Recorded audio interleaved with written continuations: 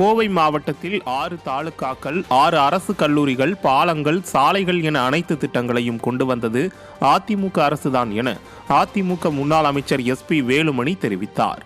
தொண்டாமுத்தூர் சட்டமன்ற தொகுதிக்குட்பட்ட தெலுங்குபாளையம் பகுதியில் அதிமுக தொண்டர்களுக்கான ஆலோசனை கூட்டம் மற்றும் உறுப்பினர் உரிமைச்சீட்டு வழங்கும் நிகழ்ச்சி நடைபெற்றது.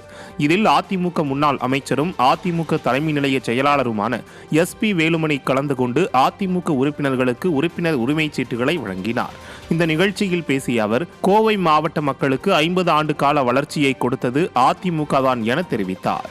இந்த நிகழ்ச்சியில் கோவை புறநகர் வடக்கு மாவட்ட செயலாளரும் கவுண்டம்பாளையம் சட்டமன்ற உறுப்பினருமான PRG அருண்குமார், வால்பாறை சட்டமன்ற உறுப்பினர் அமுல் கந்தசாமி, அகில உலக MGR மன்ற துணைத் தலைவர் தோப்பு அசோகன், கோவை புறநகர் தெற்கு மாவட்ட MGR இளைஞரணி செயலாளர் வடவள்ளி சந்திரசேகர் மற்றும் கோவை புறநகர் தெற்கு மாவட்ட MGR இளைஞரணி தலைவர் கேபிள் கருப்புசாமி உட்பட கழகத்தின் முக்கிய நிர்வாகிகள், பூத் கமிட்டி பொறுப்பாளர்கள், உறுப்பினர்கள் என ஏராளமானோர் கலந்து கொண்டனர். புரட்சித் தலைவர் MGR அவர்கள் சத்துணவு திட்டம் கொண்டு வந்தாரு. நம்ம அதுக்கப்புறம் திமுக நிறுத்த முடியுதா? புரட்சித் தலைவர் அம்மா அவர்கள் லேப்டாப் கொடுத்தாங்க, தாலிக்கு தங்கம் கொடுத்தாங்க, மிக்சி பேன் கிரைண்டர் கொடுத்தாங்க. நமக்கு ஓட்டு போல ஒரு வீட போய் திருப்பி வாங்கிட்டு வந்துட முடியுமா? முடியாது. எந்த கொம்பனும் 1000 ரூபாய் திருப்பி வாங்க முடியாது. இதை சொல்லணும். அது உங்க பணம். நீங்க அப்படி சொல்லுங்க. 1000 ரூபாய் திருப்பி வாங்கினா நாங்க பொறுப்புன்னு சொல்லுங்க.